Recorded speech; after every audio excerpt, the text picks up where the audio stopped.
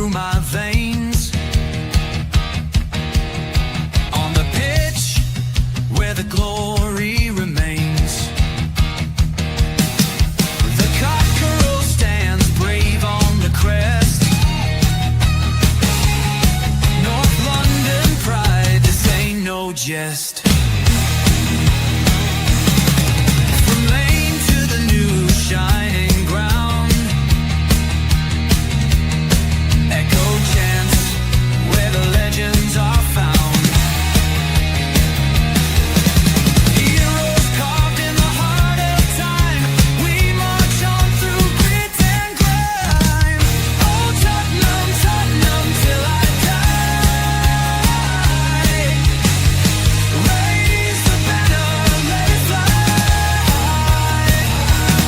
Through the rain, through the fire, this is my club, my only desire.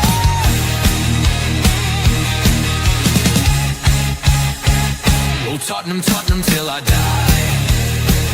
Raise the banner, let it fly. Through the rain, through the fire, this is my club, my only desire. Echoes of King and Greaves in the air. Every goal, the sound declares. Heartbeats pound like a drummer's song, marching forward fierce and strong. We're the ones who rise in the clash, numbers running in a white shirt dash. History burns in the roaring crowd, every game we scream is loud. I'm Tottenham, Tottenham till I die. Raise the banner, let it fly. Through the rain, through the fire, this is my club, my only desire.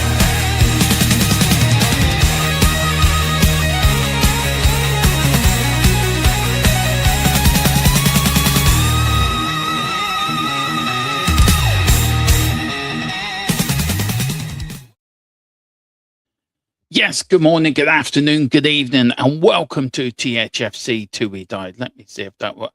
How come that isn't working? I don't know. Can't make me go small for some reason. Anyway, good evening. Hope we're all doing well. Hope we all had a fantastic weekend. And yes, it is more of a review, really, of last week's news. Billy's joining me in a few minutes, so he's on his way. I do have a little bit of information where I've got round from the local news and the papers. I'm waiting for a major update from the people I use, probably in the next few days. And you can guarantee something's going to break tomorrow when I'm putting together my new desk and my new chair. That something will break tomorrow, and I'll have to scramble myself onto a mobile and suddenly do a short to react to something. You can guarantee it. You can guarantee something's going to break tomorrow. But yeah, more going over the last week. And I wanted to go over more the last week as well, because there was a lot of news that came out that I think went under the radar a little bit. And if you read into the statements that were put out by the ownership, by Vinay, the two interviews by Vinay, and the letter by the Lewis family, I think there's little hidden nuggets in there to sort of prove where we're going this summer. I've got the very latest on Palunia as well. We broke yesterday. Just let me 100% get it. What was said yesterday? Where was it? I know I put out yesterday. Where is it? I did have it. I don't know where I've put it now. I had it in the folder. Oh yeah, here we go. It was yesterday that Palunia to Sporting looks like it was going to get done. Spurs moving away as things stands. Now, as we know, football is 24 hours in football anything can change within a minute. Anything can change within a second. And all that's changed. So we've got the latest from Fabrizio on that as well. So we've got that as well. Going to talk over. We're going to talk over Marcus Rashford. We're going to talk over a Tottenham youngster that could be going back to Preston North End, but there's a few Premier clubs after him. we're going to talk a little bit. I want to give more views on Mason Greenwood as well. And just to put it out there, my thoughts on him. If he was to join Tottenham, how would I feel? So look, I want to get that out there as well because I did a short on Mason Greenwood and I've got a few reactions from people. Some agree with what I said, some either don't agree with what I said. And he's going to be a very divisive figure if he did join the football club. But it's down to what De Zerbi wants, isn't it? And do we have to trust him as a manager and put aside our prejudice of these players? Either we think they're good or bad, but maybe for the greater good for Tottenham and for De Zerbi, do we give these players a chance? Do players and people deserve second chances? Yes, they do. It's about taking them second chances and about moving on for your past mistakes and owning up to them, whatever you've done. But he was found innocent in the court of law. So he's done nothing wrong. In the eyes of the law, he's done nothing wrong. He's tried to go over to abroad and rebuilt himself in France.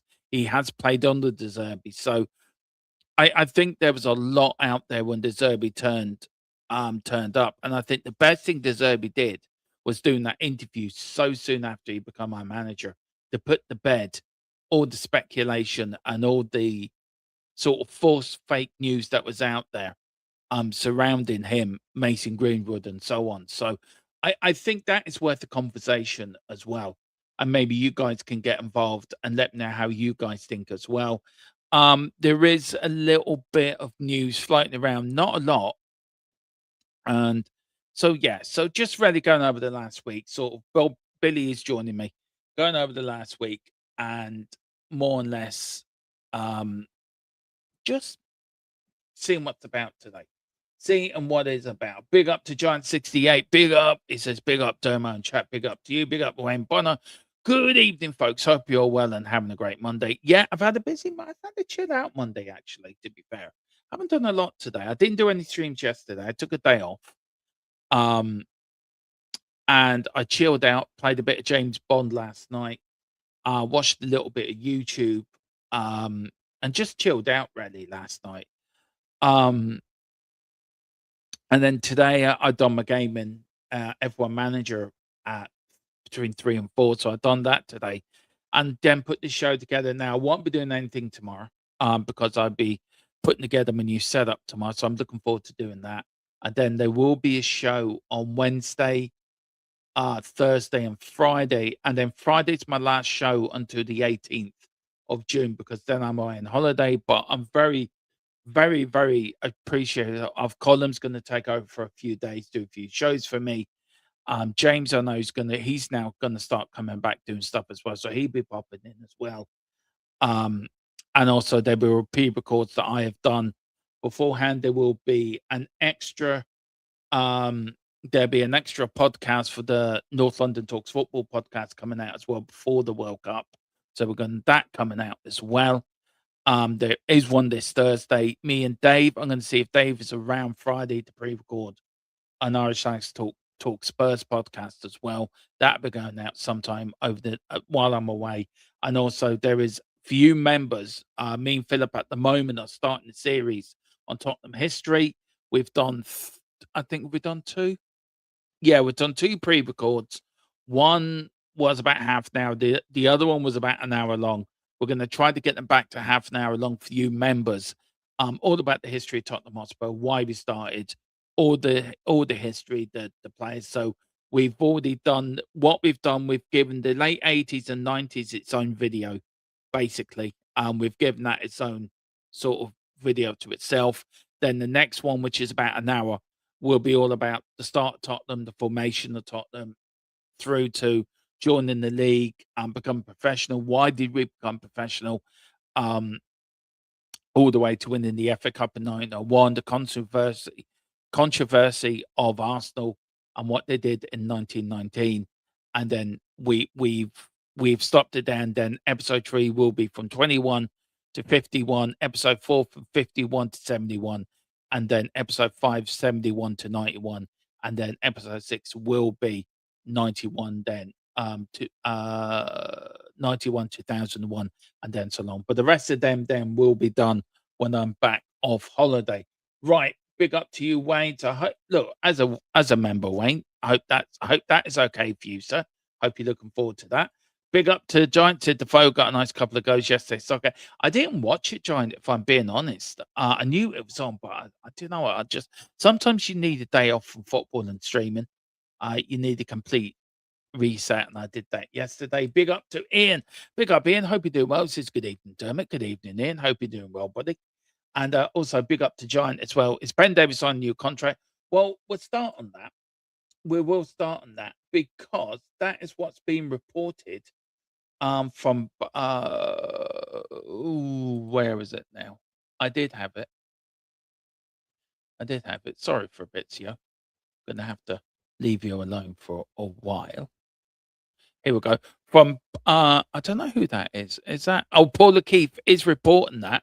Paul O'Keefe is reporting that Ben Davis will sign a contract extension with Tottenham Hotspur Football Club. I think it's only going to be a year. So that's all it will be, if I'm right. I will get this confirmed. Look, it's great. Paul O'Keefe, you know, T1 journalist, knows what he's talking about and does. But I will wait. I will hold off with saying, yeah, it's going to happen until I get it completely confirmed. And then once I've done that, then I will give it to you completely confirmed. Let's go through the rest of the news as well, guys. Where we're going to start. We are going to start with this.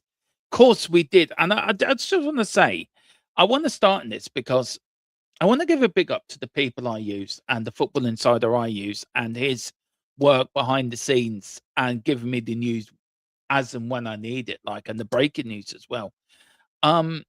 We broke this in the podcast on Thursday, and big up to Nick, who actually highlighted it. Now, I got asked the question, did I break this? This was on the Friday. And I couldn't remember if I had or not. I said, I'm sure I did. I'm sure I said something. And it was Nick that put it in the comments when I put up the short. Nick actually put in the comment to confirm that I did break it first. And we were breaking it a day before it came out anywhere else. So, no, we were the first to break. Let me take Ben Davis off. There you go, Ben. I'll take you off now. About this. And also, we were the first to break about Andy Robinson as well. And the person I use gets a bit of stick from people. And I understand why. Because everyone claims to be a source. Everyone claims to have sources. Everyone claims to have contacts. Everyone claims to have this and that. I've never claimed to have any contacts within Tottenham. I've never claimed to have any contacts or sources within the football club. This person that I use has worked and does work within football itself in the general area of working within football. So I've never claimed him to be part of the club. He's not. He's a normal bloke that does football work, works within football, and he gets information and he gives it to me regarding. And it's not just Tottenham he gets Manchester United news, he gets Arsenal news, he gets Liverpool news, he gets Chelsea news, he gets Leeds news. So he gets information from all the Premier League clubs and the Championship and so on and so on. So when he gets Tottenham news, he gives it to me. And 9 times out of 10, he's been spot on. And 9 times out of 10, we always give ourselves sort of a 90% success rate because there's always 10%.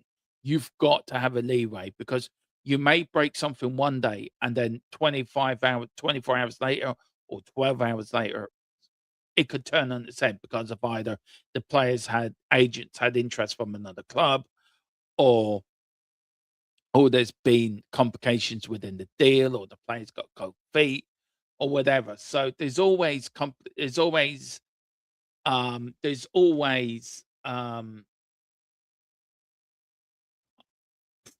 I've seen somebody with 2 the same logos. I've never seen that before. Big up Tottenham together. Hope you're doing well, bud. The cockerel is in fine form tonight. So yeah, you always have to give yourself a sort of 5 or 10% sort of distance. But as I said, this channel in itself has a reputation and it's built a reputation for giving out sort of concrete news. And we've never ever tried to clickbait. We've never ever tried to do what some people do or some other news like Talk Sport or stuff like that. We've never ever tried to do that.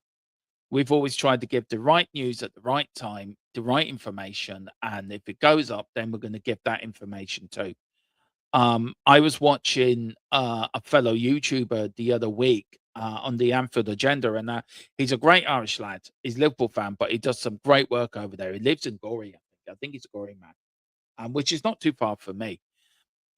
I do enjoy watching him, and even he broke well before anyone else that Arnie Slot was getting the sack.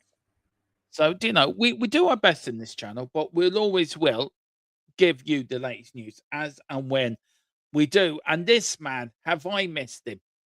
Have I missed this man? He's been away in his holidays. He's there. He's refreshed. He got away from Tottenham for a week. He said, "I'm not doing anything, Tottenham." Really? How are you, bud? Great to have you back. Yeah, I mean, missed you too, and you know, enjoyable game this weekend. Well, I wouldn't say enjoyable actually, but the right result this weekend. Yeah, Down to the wire, so I wouldn't call it enjoyable, but got there in the end. And yeah, looking forward. This is my. I have to say, you know, I love going to every Tottenham game, season ticket holder. But everyone who follows me on Twitter knows I live for transfers. That's my thing. I love the gossip. I love getting involved in it. Love the rumours. You know, I just such a sucker for that kind of thing. I get too excited every single year. Believe we're going to sign this, and this. Transfer season is what I live for, unfortunately. But looking forward to getting into it all summer with you, my friend. Yeah, and this is what this channel lives for, really, as well. Look, and we've been ahead of the curve again with Andy Robertson and the Bournemouth player, both signed, sealed, and delivered. All right, Tottenham haven't confirmed it yet, but you know, 95, 96% done. I know there were 3 transfers. I'm buzzing for the pair of them. Are you happy? Especially, I want to talk about Andy Robertson first. I think that's a cracking bit of business, Billy, because he brings you experience, leadership, and a winning mentality. Now, some Tottenham fans have sort of, his legs are gone. Why are we getting this player? But for me, I think it's a great bit of business. I don't know what you think, but I certainly think so. I think you just got to look at the way Liverpool fans spoke about him on the way out. Yeah. You know, that says a lot about a player, doesn't it? And the Liverpool fans absolutely adore this guy. You know, there's a mural of him in Anfield, and when you think about the players that they've had on their, you know, in their history, to get a mural in Liverpool, you have to be very special, put it that way. And yeah, I'm not expecting him to start every single game in the Premier League, but that's not Tottenham's problem. Our problem is mentality. Everyone knows it. You know, we've got a massive mentality problem at Tottenham, and players like Robertson, he's a captain of Scotland going into the World Cup. You know, so that says a lot. He's a World Cup captain. Experience, very, very, you know, probably, arguably the best left back in the Premier League over the last 10 years. Obviously, you know, getting to the latter stage of his career, but you know, footballers these days go into, you know, Ronaldo's still playing at 40. It's not the same as it was when I was growing up, where, you know, it gets to 32 and footballers have to retire. You know, sports science and all that now is so different. So I think he's got plenty of time left in him. I think we'll see plenty of good stuff off the pitch. And I think the fan base will very quickly fall in love with him, just because, you know, I spoke to a lot of Liverpool fans this week. And he's got a very infectious personality, put it that way. So, yeah. And then I think Senesi, for me, is an even better signing than that, because he's really in his prime. He's one of the best centre-backs in the league this season. I mean, I'm not sure why on earth he's coming to us, because he could have gone to Chelsea, he could have gone to Man U. And I think we got very lucky with timing, because I think if we were a week out, he might well be going to Liverpool right now with Viraola. So we got lucky there, but we'll take it all day. So, yeah, buzzing with that one. Absolutely over the moon. I mean, we landed a centre-back for free there that I think most of the teams in the Premier League would take. Yeah, they would. And look, I think Romero's on the way out, if I'm being honest, Billy. I think that's one that will happen. Also, we are going to go over the statements from the football club. Now, to be fair, I had a bit of fun with the second interview from Vinay, to the point where I nearly pissed myself laughing at one. I mean, there is a man that doesn't know how to answer a question. I mean, I swear to God. I mean, It's like it watching, is the most- it's watching Newsnight and the politicians, isn't it? When they don't answer the question. That's what it that's was what I like. called him. He was doing a brilliant politics. Somebody said to him, "Why didn't you make football first?" And he gives this long-winded answer. And I'm looking, I'm reading it, I'm going, he hasn't answered the bloody question, like, and I'm in stitches. Like, it is so funny. We've had the Lewis family statement come out as well, Billy. Look, I bring up the Lewis family one, because I look, Vinay, I'm sick of talking about Vinay, but this one's more important. I mean, what did you make of it? And the first bit of here says, as 25 years we've lived highs and lows of Spurs. I won't go through the whole lot of it, but they do say down the bottom, we take the ultimate responsibility for the situation which the club finds itself. Is that different from what you've heard before, or is it the same old PR sort of BS rehashed, if you know what I mean? I think the statements are slightly different to what we normally get. I have to say they are definitely stronger, and they're stronger because there's a little bit more accountability there, and they do basically admit they've massively got it wrong in the last few years. I mean, the problem is, of course, we've had so many statements in the last few years that, how are we supposed to believe this? I think the words of this statement and Charrington's statement are correct. They do admit the right things that they need to admit in most cases. I think Charrington's in particular, I think they are trying to maybe just get away with blaming Daniel Levy, essentially, all three of the people that are involved. Which I think is fair in some ways and not fair in others. Let's be honest, like, a lot of these people were here last year, the year before. Vinay and Charrington weren't, but Lewis family were. I'll come on to the Vinay one a bit later on, because I think it's the Vinay, or the Charrington one a bit later on, because there's something he says now which I think is really interesting. But I know that they do mention actions speak louder than words, and that's my view on all of these statements, is that actions speak louder than words. And they're strong statements for sure. And I think there's a really couple of interesting bits in the Charrington one in particular. And this one, again, you can see it right there, okay?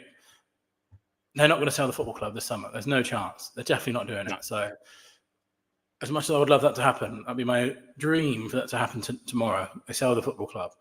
It's not going to happen. So I'm not going to spend all summer, moaning about that, because we're just going to have to hope. And the hope comes from nowhere other than blind faith at this point. But they actually do everything they said they do here. But we've seen this so many times before. The interesting thing with the Vinay one, Vinay made a very similar statement in January in the programme notes, I think on January the 15th, the day before the West Ham game. And nothing happened then either. So we've seen all this so many times at Tottenham. So you have to think, how is this going to be what I will say when it comes to the Charrington one is for the first time ever, they did admit that they haven't prioritised football. That's the first time it's ever been on record at Tottenham. And to actually say that in the statement is a big step. And fans have been saying that for a long time. We've been saying show after show after show that ENIC do not prioritise football. And they've admitted it. It's in writing. And they're trying to blame it on Daniel Levy. But as much as I agree that, a lot of blame going on to him, Daniel Levy is not the owner of the football club. He's a chairman. So it has to, Daniel Levy cannot go and make a football decision on his own. So it has to come from ENIC as well. So they're trying to pass every single thing onto Daniel Levy. And I think there are lots of things you can blame on Daniel Levy, don't get me wrong. I spent my life trying to get rid of this guy, and now he's gone. But again, I'm a little bit skeptical that they're saying, well, it wasn't us, it was all the guy that's left. So let's see. Again, the most important thing is the last line of their statement there. We know that actions will speak louder than words. So now it's time for actions. But, we've had so many statements over the last few years that I don't blame any Spurs fan that doesn't believe any of this nonsense. I don't believe it. I really don't. Now, Peter Carrington is another. Now, I did write down his statement, and I can't remember for the love of God where I put it. I will try to find it, Billy, because there was stuff in that statement that was really interesting, and it was something different we've never seen before. What made that statement from Carrington different to you for you?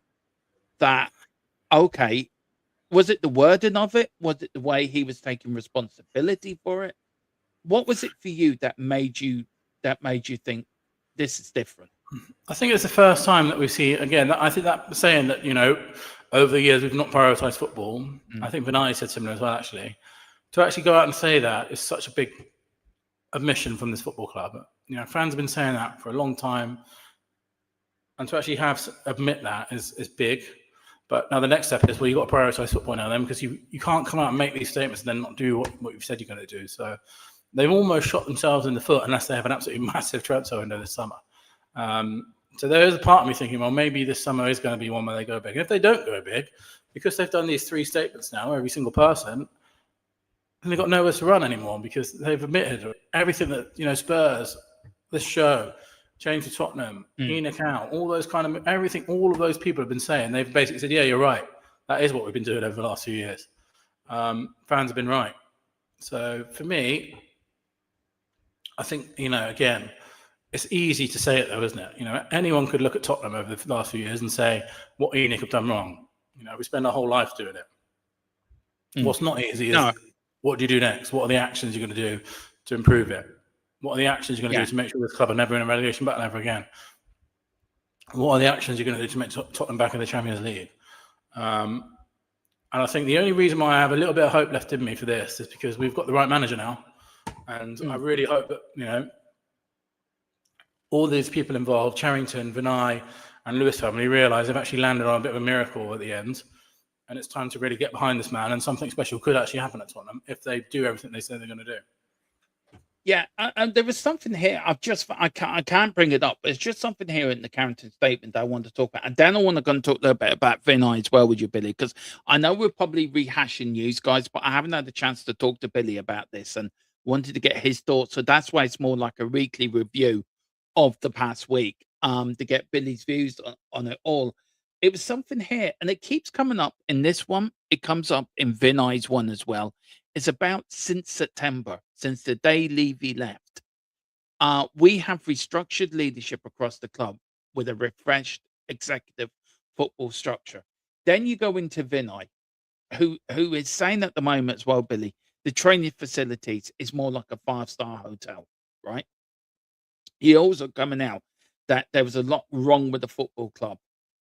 I mean, I watched Simon Jordan react to this, and he more like, I think he was right when he says, don't blame me, blame him over there. Don't look at me, look at him over there. It's easy to blame somebody that isn't there anymore. They were the owners, Billy. They were, like it or not, they were still running the football club. They owned the football club.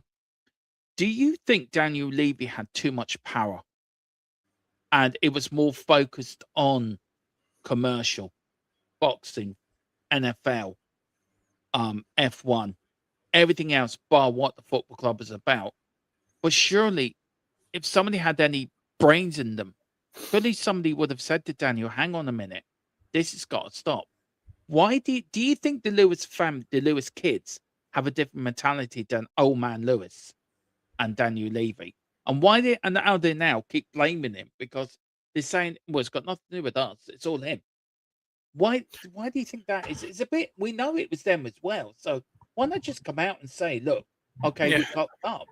Yeah, I mean, it's a bit strange to blame him for everything. I mean, what you could say is, in terms of making money for the ENIC, Daniel Levy was doing the best job possible. Like he turned a £100 million club into a £4 million football club in 25 years, which is almost unheard of in football, you know, almost single-handedly, to be fair to him. You know, in terms of the business side of football, there's no one better than him, unfortunately.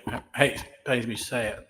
So it probably was, you know, ENIC were thinking, well, let's just let him do what he wants because he's making us loads of money all the time. We've gone, you know, we're now billionaires. You know, our inheritance is going to be the billions instead of the millions. So yeah, I'm sure they probably were happy to let him do what he does. But at the same time, he had a God complex at Tottenham. He was involved in every transfer. He was involved in, you know, there were reports that he chose the napkins in the toilets or the hand towels at the toilets in the stadium. He did it. You know, he had his hand over absolutely everything in the football club. And Daniel Levy he's not a football man. He didn't come from a football background. He come from a very incredibly intelligent guy, economics master's degree from Cambridge. He's a finance guy, and he's the best there is at finance. There's no doubt about it. But he's not a football guy. And our biggest problem is we've not had football people at Tottenham to make these decisions. And until we get a football person doing this, and a director of football, and ENIC take their hands off and say, you go and do what you want with the money, we're going to stay out of it. You know, that's what we need. So I mean, it'd be great if this was a big step and everything they say in those statements comes true. But at the same time, ENIC have allowed this to happen over the last 25 years just as much as Daniel Levy had. You can say, maybe say, well, it's not ENIC now, it's their children, but where we don't really know what's exactly happening. We've never actually found out who is actually running the football club right now. Does Joe Lewis still get involved? Nick Boucher has been named this year. We don't even know who he is. He's someone's son-in-law. You've never presented to Tottenham fans saying, by the way, this is the guy making all the football decisions now. We don't know anything about Nick Boucher. He just came in as someone's son-in-law. So, it's a lot of still a lot of uncertainty with ENIC. They're saying the right things, but it doesn't matter unless you do the right things. So we have to see them do the right things now. I actually do agree with some of the things that Vinay had said about the training ground and the stadium and all that kind of stuff.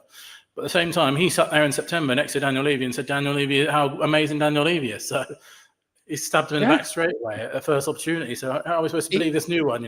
It's very deceitful, all this, I think I would say. They're all sort of stabbing each other in the back and blaming someone else. And I think sometimes fans would maybe just rather hear, actually, we fucked up. We got it wrong. It's our fault. Yeah. We're going to be better. Rather than saying, I agree with the other guy.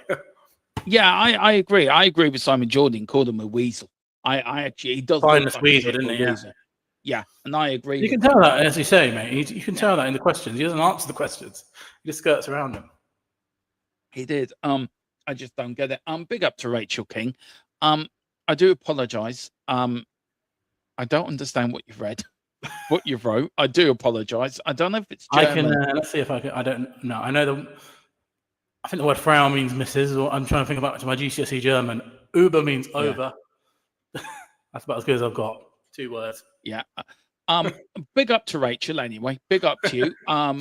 Thank you for commenting. But big up to you. And please hit the like and subscribe. You're always welcome. Big up to Billy. Billy, meet Billy. This is Billy. Right, Billy. We've got 2 Billies now. 2 Billies do make a right. Could we go into the season with 2 left-footed centre backs? Could well do. I hope so, because the big problem with this season is Jed Spence has been playing left back, and he's done a fine job considering it's not his position. But when you're a left back, you can't cross from the left hand side if you have to cut inside all the time. So having 2 left footed would be. We look so much better if you doggy on the left because it's more natural. So at least Robertson is left footed. I tell you one thing about Andy Robertson as well. Can you imagine him left wing and Porro right wing? Yeah, it's a striker dream, isn't it? Yeah. Could you imagine the ammunition that striker would get? I want to say big up to you as well, Billy, for the final day protests. You got mentioned on Sky. I was watching Gary Neville's podcast. Yep. And next thing I see, you sent me the pictures, right? So I had it up and I was working away. And next thing I hear Gary Neville saying, one of your banners, and then the commentator gave another one. I thought, there you go, Billy's made it now. He's on Sky Sports. Yeah, I mean, that's about as good as we could hope for, I think, on the last day, because it was such a incredibly emotional thing for Spurs fans to go through. We'd have loved to do a protest before. Yeah. It's really hard to do a protest after the game. And thank you to everyone that did. Quite loads of people stuck around for it, which is very unusual for people to stay around after the game. I think we got the message out there with the banners. They made all the papers. They made Sky. And ENIC would have seen it, which I guess is the main thing at this point. So it's really unfortunate that we couldn't be in a position to protest more because of the relegation battle. But again, look at what Spurs fans did before the game. Again, turned out. Look at the atmosphere they created in the game. Best I've seen at the stadium. Everton fans saying it's the loudest home sport they've ever. Spurs fans are just unbelievable this season. They've been absolutely unbelievable behind the team. And if ENIC take that for granted, then honestly, they'll never ever be successful. No. And also with the final game of the season, I have to say, look, I did the watch along to it and I was buzzing. It was nerve-wracking. It was terrifying because West Ham did win in the last game of the season. Yeah. Can I just give a special big out to Kingsky again? Yes, again. If he's not Tottenham #1 next season, I will be godsmacked because the redemption arc that young lad has gone since the Madrid game to the end of the season. 2 saves at Wolves, Billy. The save against Leeds and then the Everton save. Them 3 kept us in the Premier League. I think that the save against Leeds in particular is one of the best saves I've ever seen in my life. The one from Longstaff. I think that's one of the best saves I've ever seen a Tottenham goalkeeper make. How quickly, and if you ever want to watch that game, watch the Champions League final and watch what happened to PSG. Almost the same shot, and goes in for Kai Havertz, and doesn't go in for. That's the kind of level that we're talking about.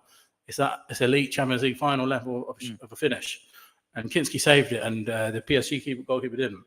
And I mean, we would literally be relegated without him, and who would have thought that? Going into the last. I mean, the atmosphere was great at Everton. The atmosphere seemed absolutely fantastic. It was one of those atmospheres where it would make the hairs on your back and your neck stand on. It reminded me of the Bodo semi-final a little bit. And, I thought we were very mature in that game. We went 1-0 up. We weren't really in any trouble or any danger, were we? I know they had that chance right at the end to go 1-1, but even at 1-1, we would have stayed up. So, it was a really mature performance from Tottenham. And I'm just glad Deserby got another win to add to his record and, another clean sheet at home. Look, also another thing as well. Big up to Mandy. Big up, Mandy. Haven't seen you for a while. I hope you're doing well. Even in Dermot, we have to let Davis and Paulinho go. We must move on. Better get better legs in the midfield. We have enough. We have enough at left back. Look, on Paulinho, I get it. I get Ben Davis. I would have.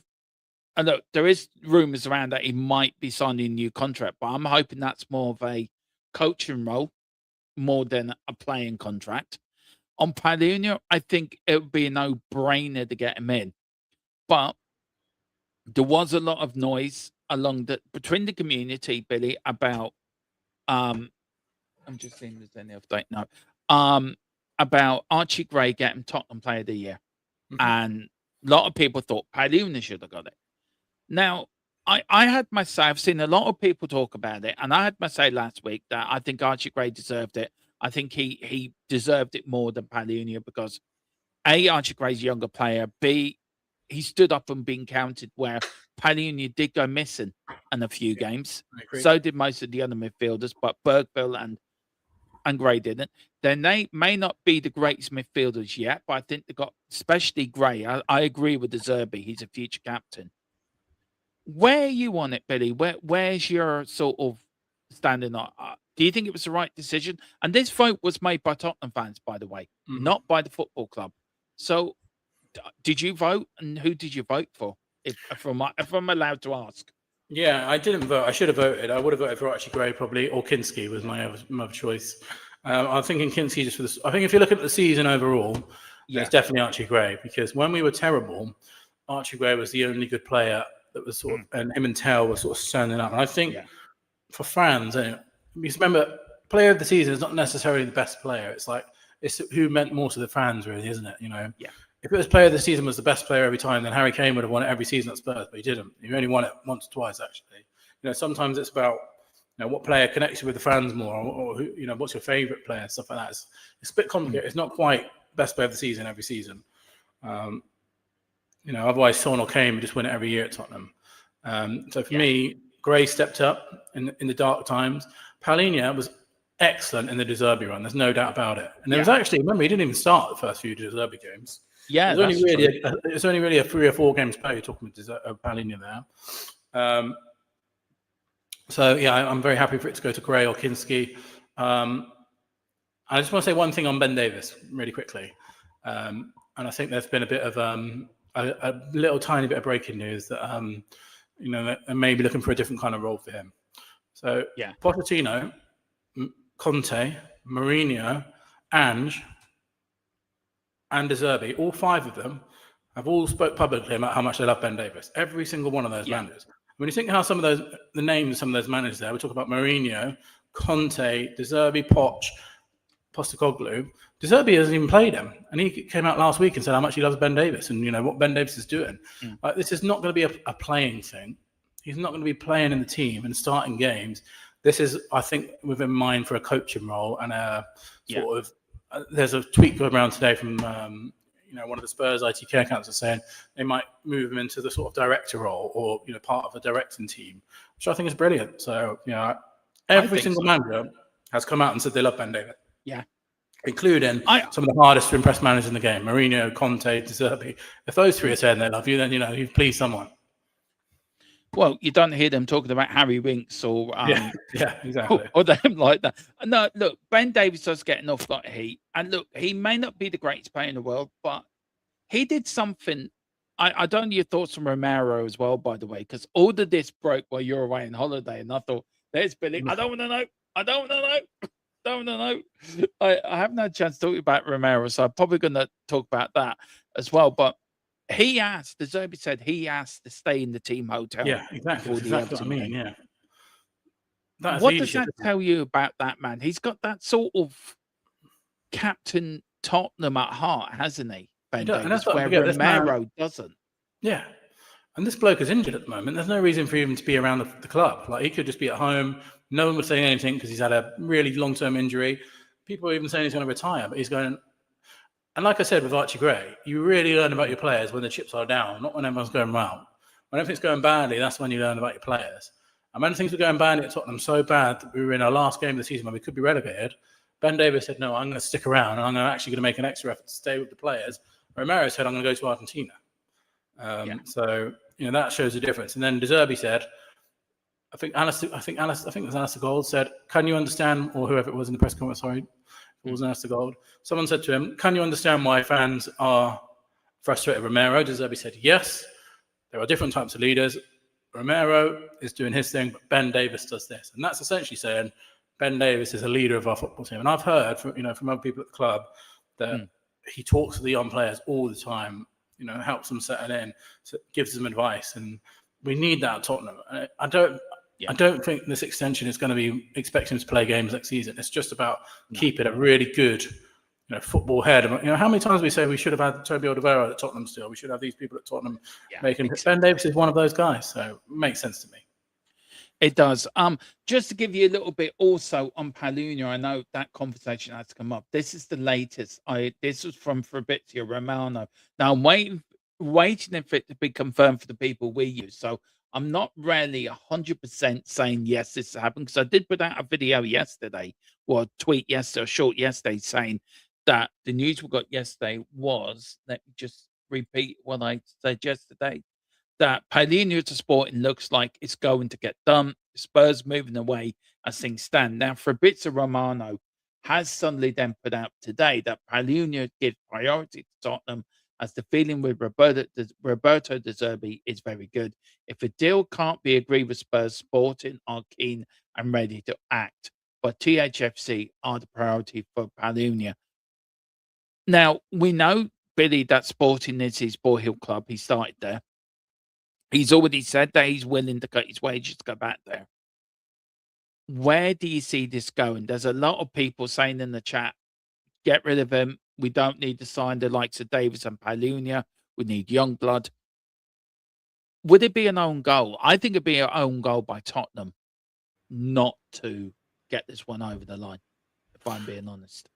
Yeah, I think so. I mean, he definitely did enough in the run-in to prove that he will be a useful player for De Zerbi. I think some people would have concerns that, is he a De Zerbi type midfielder? I think the fact they haven't signed him already when the deadline is today is a bit of a concern for me. Makes me think that they're not going to do it, to be honest. But and this is a major problem which we will talk about a lot in the next week or two. We don't have a director of football yet, and I'm amazed at, where is the director of football? They haven't come in yet. It's just baffling. It is. I'm shocked that hasn't. Yeah, so I'm shocked that hasn't. They've got to be the one making the decision, And this is why, because we're wasting time. Yeah, I'm sure De Zerbi would probably take Palhinha. He said that much, didn't he? So why is the director of football? Yeah, exactly. Look, do you think there's so much chaos in the background that it's stopping everything else from working? It just seems like that. It seems like we're a club in chaos, but from the outside looking in, it looks like it's business as usual. But I suppose if you're on the inside looking out, there's chaos. Do you get that feeling something's brewing within the club that is going to astound us all one day? That one day we're going to wake up to major breaking news at Tottenham. Do you think something's happening in the background? I'll tell you what is happening is we've definitely got the right manager of this football club. Yeah. The way that De Zerbi came out on the end of the season and said work for the season, next season starts tonight. That's the kind of attitude we all need to have. If everyone had the same standards as him, I'd be very happy with our football club. This guy is already thinking about next season now, and that's the mentality everyone at the football club should have. Yeah. The fact that Johan Langer is still there, and the fact that we haven't replaced him with another director of football already is crazy to me. I know the transfer window doesn't open for 2 weeks. 2 weeks today, in fact. But the World Cup is going on. England players are flying out today or whatever. You've got 14 days to speak. Every day that we don't sign a new director, it's a day that's wasted where they could have been talking to Zerbi about who do you want and what's going on. So I'm just baffled it's not happened already, to be honest. And it's such an important decision.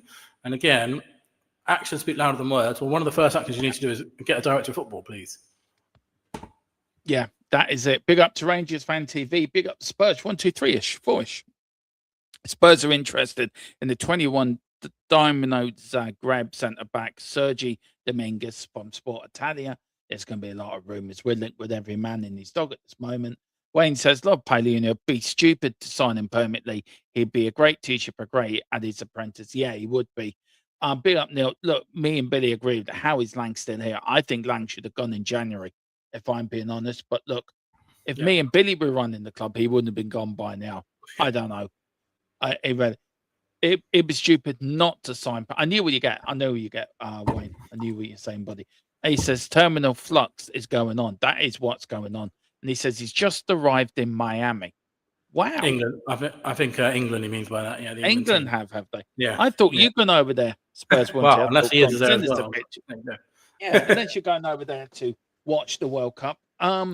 Just a few more bits of news, Billy, and then I've got one question about the World Cup. So let me see how you feel about that. Where are we going? Where is it? Oh yeah, here. Tottenham are ready in a formal move to sign Middlesbrough star Hayden Hackney this summer, according to Scott Wilson of the Northern Echo. Ho Championship side Preston North End are facing the persistent competition in the 6 million pursuit of Premier League star Championship Preston North End, and that is football. That is about young. What's his name? Who went to Preston? Sorry, his name's gone out of my head. Alfie Devine. Alfie Devine, yeah. Yeah, who went to Preston. Now, there's 8 clubs looking to offer him a deal. Spurs look to cash in. If Spurs do this, then what's the point of coming through Tottenham's academy? Yeah. Because if you're, what's the point? There's no point in having an academy if you're not going to use your young players. I think this is a bad mistake. You got Mikey Moore, you got Alfie Devine, you got Vajovic that's coming back, you got Ashley Phillips, you've got Jamie Donnelly as well. I think Jamie Donnelly's out the door as well. I think. I mean, Billy, we came into, didn't we, a really good group of young players, and we never did anything with them. How disappointing is that? I'm very disappointed in this because we had the future in our hands. Like, yeah, our pathway is absolutely shocking, and some of those players there. There was really high hopes for some of them. Jamie Donnelly in particular probably won't make it at Spurs now. He's as Spurs as you get. He came through, kid, great Spurs family, looked really exciting player, but just didn't get the opportunities. And Alfie Devine, when we signed Alfie Devine, Steven Gerrard met him before and tried to take him to Liverpool. He's a massive prospect, this guy. Didn't sign him. Tottenham did, and he's going to end up in the Championship. Ashley Phillips is captain of Stoke on loan and will end up in the Championship. Our pathway is absolutely shocking to these players. And we've got 2 of the very best talents in England at the moment. We've got Mikey Moore and Luca Williams-Bartlett. If those 2 don't get a pathway into the first team, then no one ever will at this club. Like they are. No. Every football level they play at, they're massively highly regarded. Mikey Moore has gone on a fantastic loan and won Young Player of the Season at the SPL. If we can't give him opportunity at Tottenham, we're never going to do it for any young player. And if you don't give opportunities to young players, you don't do anything. It happens at every other big club. They get these players. Arsenal play Max Dowman. Man City got O'Reilly and all these academy players. Liverpool got Ngoma, and Man United have got the world record for having an academy player on the bench every season for whatever it is, or whatever, that record that goes back decades. We have to get better out of Tottenham because we win leagues and cups at every academy level. Every year you see the 18s doing under 18s doing brilliantly. We get all the best talent. James Wilson's gone straight back to Hearts. Mason Meany, another big one that we got. Troy Parrott, another big one. Oh, they just don't come through to the team. No, it's a real shame. So it has to change. And maybe De Zerbi will help with that because he's a very good manager for young players. Yeah, Mason Meany for me, being Irish and watching him go through the Irish League. Yeah, he made his debut. Yeah, I was fuming with our manager. He didn't give me longer early. I hope he gets a good shot with playing against Canada on Saturday. But there's one thing for me. Mason Meany for me is going to be such a talent, Billy. He has got the ability to become the next Robbie Keane. Yeah. He really does. If he can do that, then that'd be brilliant, wouldn't it? I don't say that lightly. I mean, this young lad started in the league at 15. He played in the League of Ireland. Now, League of Ireland's not Premier League. I get that. It's more League One or League Two. But it's still a competitive football league. And he was playing at 15, 16. I think the talent this young lad has got is immense. He scored his debut for the under-21s. I think he's played twice and scored twice. He really does have he has the right environment around him. He has the right mentality. And especially coming from a small country like us in Ireland, we do produce some really good players. Roy Keane, Robbie Keane. So we have a good conveyor belt come through the League of Ireland. And also, he's the most expensive League of Ireland player to go from a League of Ireland club to a Premier League club at $1 million. That's how much Tottenham rate him. You're right about Alf Devine. You're right about Mikey Moore. I think Mikey Moore did absolutely fantastic up in Scotland. Even though, sorry, Nigel, I am a Celtic fan. I know you're a Rangers fan. I rather he went to the green side of Glasgow. But I tell you one thing, I'm not surprised the Rangers fans love him because he was exceptional up there. I mean, big up to Rangers fans. He said Mikey Moore is loved at Ibrox. Hope he comes back. I agree. He scored in 2 Old Firms, didn't he? I think. You did, yeah. Scored in, I know they lost the last one, but he scored in it, and he scored in that one where he ran into the fans as well. So, that doesn't get any bigger game in football than that, really, does it? That's the biggest pressure you can be under as a player, really. So, I mean, it was the maturity, how he handled that, Billy. It was the maturity, wasn't it? And that's what shocked me. Yeah. I mean, to be honest, we probably made a mistake this season in sending him there because in the run into we had no left wingers. He'd have been starting every game for us. He would have been. I mean, he would in January onwards. He would have started every game for us. So, we missed out probably, but hopefully it's not too late. And he'll. I mean, what I hope they do is if he's not going to start at Tottenham, they give him another year there. I don't see a problem with sticking him there again because it's done so well there. Have absolutely no bother with him doing another loan there if he's not going to play at Tottenham because it's been a brilliant loan for him, and he's really sort of matured at that club. Absolutely brilliant loan for him. It is, and I think we saw the best of Mikey Moore last season. Wayne is saying here, big up to Wayne. Wayne said, time to pull the trigger and stick more in the match day squad. Give him his game time. He's good enough, and he's definitely ready. I think Rangers fan. Yeah, I agree too. Scored the winner at Celtic Park. Nigel said, Spurs have a good manager now. Hopefully you can bring in some quality players to compete. Top 6, not bottom 6. Big up to you, Nigel. Please please hit the subscribe button and the like button and notification bell for future shows coming out. Billy, last question. Look, I know this season's been rough for all of us. I feel for you because you've been going to every home game this season.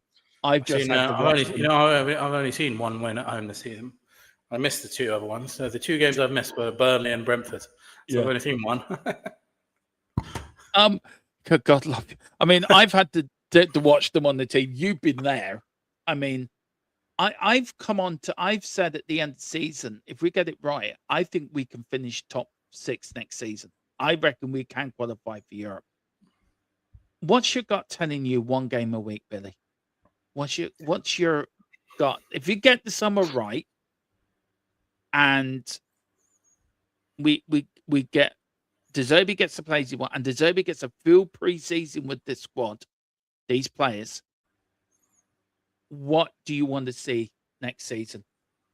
Well, if you look at the teams that qualify for Europe this year, not all of them, but look at the teams. You've got Bournemouth, you have got Sunderland, you have got Man United, and you've got Brighton. So 4 out of the 7 play 1 game a week. It's a massive factor in football. You know, Chelsea, Newcastle, Tottenham struggled with 2 games a week. Didn't manage to fit in Europe. The only teams that play Europe and finish in Europe again are Man City, Arsenal, Liverpool, and Villa. You know, teams that have got massive, deep squads. So it's a massive advantage for us. We've got a really good manager now. And this season is going to be absolutely wild because 5 out of the big 6 have got new managers. Man City, Tottenham, Chelsea, Man United, and Liverpool will all have new managers, which is nuts. Absolutely crazy thing to say that. So it's going to be wide open. There's big opportunities there. But, you know, we have to spend serious money to get back to where we need to be because we're a long way off it at the moment. We're a long way off it. Man United last year finished 16th, went and bought 3 really quality players and finished 3rd. So it's possible. I know. And they got the right manager. It's doable. Nottingham Forest just stayed up under Nuno, and then they went and finished. They got back into Europe the season after, and they went back down again. But, you know, it's possible. We've definitely got the right manager to do it, but now we need the right owners too. So they've got to back it big time. And if they do, I really do think we could get back up there. But, you know, I think if you sort of stretch De Zerbi's form out over a league season in those 7 games, we'd be up there in Europe. I think he got 7 points out of 5, didn't it? 7 points out of 5 games, which was coming from 0 points out of 7 games. So, you know, he's done a brilliant turnaround job there. If you think about some of the injured players we're going to have back, think about some of the transfers we need to do, I really think we've got a really good opportunity that we can't waste under this manager. Yeah, I agree. And look, I just think it's now time to just to throw money at it, basically. Throw money at it. Sell part of the squad, sell the Romero, sell players like that. And as Wayne says here, absolutely perfect. I couldn't say it any better. He says, I don't care about European qualification next season. I want to develop and progress. A refreshed team playing Tottenham football and laying the foundations. Absolutely. There is one player I love to see to come back. I have my doubts if we'll ever see him again, Billy. It's Kulu. I don't think I've got this feeling. I think he's done. Do you think he's done, or do you think we might see him back? Right. Hold on 1 second. If you honestly, I'm just double checking I got this right because I've been so many fake stuff going on about him. If you go on his Instagram story, he's posted a picture of him playing football today. So hopefully we might be all right. That's great news. Yeah, there's a picture of him there playing football in a park. So let's hope. Because if we got him back, I mean, you know, Rangers Fan TV says he's been injured for over a year. It's been over a year since he didn't play any games this season at all. Missed back end of last season. But there maybe is a little bit of hope on his Instagram story. So let's pray that he's playing football again. If it looks to be a coach. So, God, I mean, imagine he'd be such a good fit for De Zerbi, wouldn't he? He'd be such a brilliant fit. Yeah, I'm really worried when that Sweden manager came out the other day and said about his injury. You know, it's still. I just pray that we get to see him because it would be unbelievable. Imagine if he's back for pre-season; it would just be such a lift. That'd be great. Well, look, guys, big up, Billy. Great having you back, buddy. Good to be back, my friend. Look forward to this week. It's going to be good. Now there will be no show tomorrow. Billy gets another day off. Bless him. He can enjoy the sun. Enjoy the sun. I'm getting a new desk and a new chair, so I'll be putting that all together tomorrow. So I've got my day busy. We're back on Wednesday at 8, guys, with any news as well. Breaking Thursday, we're back with shows. Friday, we're doing the show. Then that'd be a bit for me for 10 days because I'm away on holiday from the 7th to the 17th. As I said, Colin will be taking over doing some shows for me, James as well. So you will see Billy with Colin. You will be seeing James and Billy together as well. So there'll be plenty more content coming over. We've got the pre-records coming out for you as well while I'm away. We've got the 2 podcasts, which Billy, hopefully you can join us for this podcast this week because it's all about the World Cup. World Cup and that for you, bud. And yeah, there's a lot coming up. Also, I got to say one thing. I got a complaint, Tottenham, Billy, right? Please, for the love of God, why are you doing a pre-season game at 4:30 in the morning? Seriously, what is in your? I have to get up at 3:30 to do a watch on for that. Yeah, and now we know how. At least we know now how the Australian fans feel. That is so true. I mean, that's going to be the The weirdest reverse watch. of that. That's going to be the earliest watch along ever. I'm sure by doing the World Cup, I'm going to be well used to that as well. But What day is that? really very. Is it in June or July? Is it before the World June. Cup? Yeah, June. No, it's after the World Cup. Yeah, I don't know. Hang on, just let me World Cup, bud. Who's your sort of who's your hunch for the World Cup, bud? I think it's a tricky one because there's a lot of good teams. Obviously, England have got a chance. I'm not massively excited by England under Tuchel. I think his squad is shocking that he chose. I think it's hard to look past for me, France and Spain. One of them two. I mean, when you just look at the absolutely insane talent that France have got, they've got Dembele, they've got Olise, Mbappe, and a host of other players there. You know, you look at the PSG team. Look at France. France is very, very strong. Spain, unbelievable at the Euros. They've got Lamar and Nico Williams on the wings, which is so good at the Euros. Be brilliant again. I think it'd be one of them two, France or Spain for me. I don't think Argentina will be near it this year. Hopefully, you know, because they've won 3 tournaments in a row, haven't they? But I think, you know, Messi's just getting older and he can't keep carrying them. So, yeah, I think it'll be France or Spain with maybe an outside chance of England. But if Tuchel actually took our best players, I think we'd have a much better chance. Yeah, I think so. Look, I'm going for. Look, I got a little bit bet for Brazil. I think. Do you know what? I can actually see England get probably to a quarterfinal. I would like to see Brazil win it, to be honest, because it's like football heritage, isn't it? I don't know. So quickly put in the Yeah. other one. But we'll get that. Yeah. It's been I trying to come out. I would like to see Brazil win it, to be honest, because it's like football heritage, Yeah. isn't it? You know, Brazil have not won it for a year, and when I grew up, Brazil used to always be in the finals and stuff. So I would, if England didn't win it, I'd probably choose Brazil to win it, just because it's good. You know, it's what football used to be like, isn't it? Brazil being good. I got a dark horse. Spain are my dark horse for the tournament. Actually, yeah, they've got a really good one. But guys, thank you for watching. Billy, thank you again, bud. We will see you Wednesday, Billy. We're back on a Wednesday, guys, at 8 o'clock. Yeah, tomorrow's a bit of a new setup. So we'll see you on Wednesday. Any breaking news, of course, we'll bring to you first and fastest. And I'll do, if I have to be on my phone, do it on my phone. But yes, we've got plenty of content coming over the summer. We've got transfers, we've got pre-season friendlies, we've got World Cup watch-alongs as well, World Cup podcasts as well. We've got plenty coming up. Billy, do you want to plug anywhere? Plug anyone? No, I just look forward to being here on Wednesday, and yeah, I'm just going to pray that, you know, I've got a tiny little bit. Well, I'm not faith really, but how good it would be if we signed Morgan Gibbs-White. That's my dream this summer. I saw a couple of rumours today. We'll have to ask your guy about that, but for me, that would be a transformational signing. So again, I'm already getting too suckered into it all, but that would be my dream. Yeah, we always get suckered into it, Billy, you and me. We always do. But guys, thank you. And we're going to have some guests on as well this summer as well. So I'm looking forward to that. Guys, thank you all for watching. Come on, you Spurs. In the Zerbi we trust.